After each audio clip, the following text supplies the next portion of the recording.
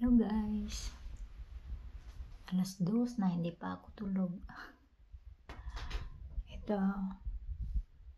pang ano na to, pangatlong luto. Yan, ito yung naluto na yon.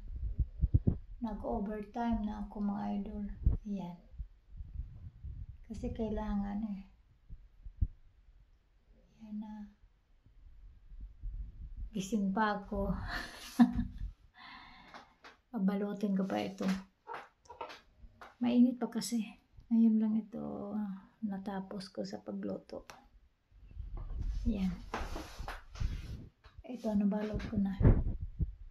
Deliver ko na to bukas. Yan lang mga idol. Alas 2 na hindi pa ako tulog. Toink, toink, toink. Na magbabalot pa ako.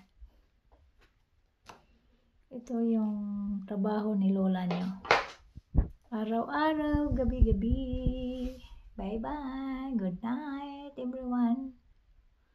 2 AM na ang time.